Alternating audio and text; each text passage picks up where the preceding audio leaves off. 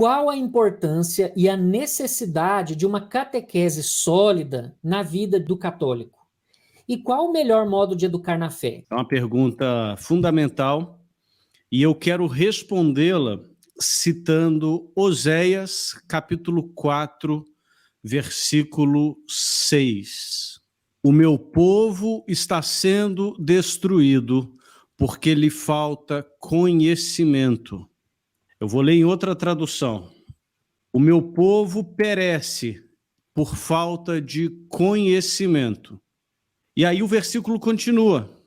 Porque tu, sacerdote, rejeitaste o conhecimento, também eu te rejeitarei, para que não sejas sacerdote diante de mim. Visto que te esqueceste da lei do teu Deus, também eu me esquecerei dos teus filhos. Uma palavra dura, é uma palavra de juízo, mas é uma palavra que responde a sua pergunta. Qual a importância e a necessidade de uma catequese sólida? E o texto que nós lemos em Oséias 4, 6 diz: o meu povo está sendo destruído por falta de conhecimento. O meu povo está perecendo por falta de conhecimento. E depois, o próprio profeta dá uma palavra dura contra os sacerdotes. Ele diz, o meu povo não tem conhecimento porque vocês não ensinam. De modo que a gente pode responder a sua pergunta, Júnior, de uma forma muito simples. Uma catequese sólida é fundamental para que o católico não pereça, para que o católico não seja destruído, para que o povo de Deus não seja destruído. Falta de conhecimento torna qualquer pessoa presa fácil aos ventos de doutrina, presa fácil das ideologias de esquerda ou de direita.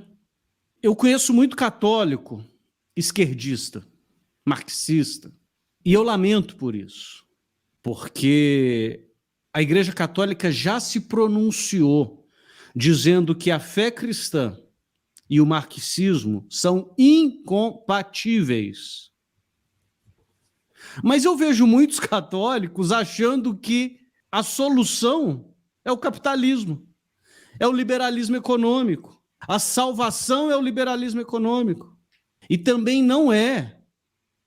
E a Igreja Católica já se pronunciou contra também. Então, a solução para que nós não sejamos destruídos é uma catequese sólida. E isso é urgente. Isso é urgente.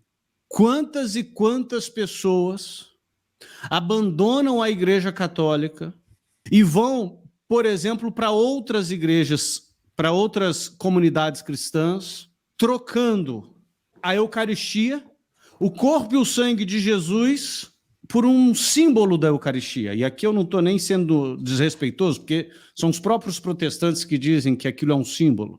E olha que terrível. Você troca os sacramentos por um símbolo dos sacramentos, por uma simulação dos sacramentos.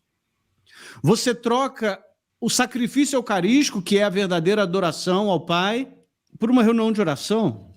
Agora, essas pessoas o fazem por falta de conhecimento, por falta de catequese. É engraçado, a gente tem visto um movimento muito forte de retorno à Igreja Católica. Todos os dias eu recebo mensagem de gente falando, eu era católico, me tornei protestante, agora estou voltando para a Igreja Católica. Aí você pergunta, por que você está voltando para a Igreja Católica? Ah, porque eu estudei e descobri que a Igreja Católica é a Igreja de Jesus. Eu nunca deveria ter saído. Ah, que interessante. Então, por que saiu antes? Por falta de conhecimento. Ou então esquece quem vai para a Igreja Protestante, tá? Porque o sujeito que vai para a Igreja Protestante, querendo ou não, ele ainda tem contato com as Escrituras, ele ainda tem o batismo válido, ele ainda se reúne para orar com os irmãos, para louvar a Deus, e isso em si já é bom, é melhor do que nada, vou dizer assim. Mas e o sujeito que cresce na igreja, os pais o levam né, para fazer a primeira comunhão, ele é crismado, ele entra na faculdade, no segundo período ele já está ateu, totalmente secularizado, mundanizado, sendo que a Igreja Católica tem respostas sólidas e profundas para qualquer tipo de ideologia, de cosmovisão. Então, Júnior, eu diria que a importância e a necessidade é crucial. É uma questão de vida ou morte. É uma questão de vida ou morte. Eu já disse isso em outras ocasiões, mas eu vou repetir. Na década de 80 e 90, houve um grande crescimento das igrejas evangélicas no Brasil. Por quê? Porque as igrejas evangélicas no Brasil, na década de 80 e 90, ensinavam, sabe o quê? Você é pecador e Jesus morreu na cruz por você. E a Igreja Católica ensinava, sabe o quê? Você tem que amar a Mãe Terra. Você tem que plantar uma árvore para ser um bom cristão. E perceba, eu não sou contra amar a natureza. Eu não sou contra plantar árvores.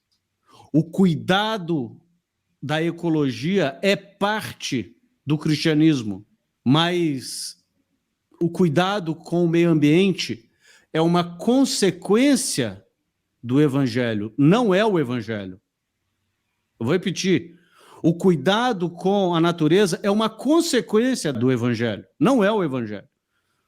O sujeito que foi alcançado pela mensagem de salvação, ele vai cuidar da natureza, vai plantar árvore, vai fazer o que for. Mas essa não é essa mensagem que Jesus nos mandou anunciar. De modo que você vai culpar alguém que participava de uma comunidade eclesial de base na década de 80 e via o povo se reunindo para fundar partido político de esquerda.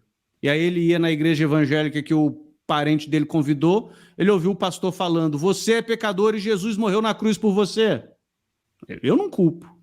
Então, é uma questão crucial. E qual o melhor modo de educar na fé? É a educação integral. Tá? Primeiro, eu já falei aqui que o conhecimento de Deus, ele não é intelectual e nem é sensível, né? O que eu quero dizer com isso? Ele não vem pelo estudo e nem pelos sentidos, pelos 5 sentidos. A revelação transcende isso. Mas eu quero até aproveitar essa pergunta para fazer um adendo. Quando eu falei que o conhecimento de Deus não é intelectual e nem sensível, ou seja, não é simplesmente pelas vias do estudo ou pelos 5 sentidos, eu não quis dizer que a gente tem que deixar isso de lado. Não. Eu quis dizer que o conhecimento de Deus transcende isso. Vai além. Eu não estou dizendo que você não tem que estudar. E não estou dizendo que os sentidos também não sejam importantes, eles têm o seu lugar. Mas o que eu estou dizendo é que o conhecimento de Deus, a revelação de Deus vai além. Então, como você vai se educar na fé? Primeiro, estudando. Estudando a Bíblia, estudando o catecismo. No mínimo, bons livros, etc., mas no mínimo, a Bíblia e o catecismo. Além disso, se formando nas práticas necessárias de um cristão. Por exemplo, indo à missa pelo menos aos domingos. É pecado faltar à missa sem justificativa. É pecado faltar à missa. Hoje eu não quero ir, isso é pecado. É lógico que você faltou à missa porque não deu para ir, você estava indo, bateu de carro, ou você está internado no hospital, não é pecado. Mas faltar à missa deliberadamente. Então, ir à missa, confessar-se frequentemente, ter uma devoção dentro da sua casa, que seja reunir em família para rezar e ler a Bíblia uma vez por dia. Ler um versículo da Bíblia e fazer um Pai Nosso, uma Ave Maria. Que seja isso. Mas você precisa se formar, se educar de maneira integral. Eu lembro uma vez que eu dizia para uma pessoa que ele tinha que ler a Bíblia e ler o catecismo, e a pessoa falou, Eduardo, eu não consigo ler, não consigo ler, porque embaralha tudo, e eu não lembro de nada. Por exemplo, até hoje eu não decorei o nome dos 12 apóstolos. Aí eu falei, é mesmo?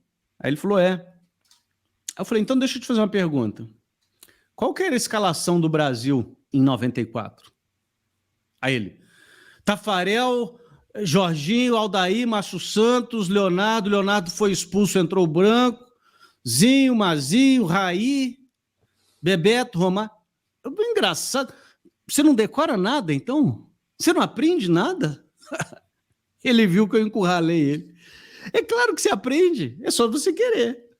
Os 12 apóstolos você não sabe, mas a escalação do Brasil de 30 anos atrás, você sabe, e sabe, inclusive, os reservas, aqueles que iam ser convocados e não foram.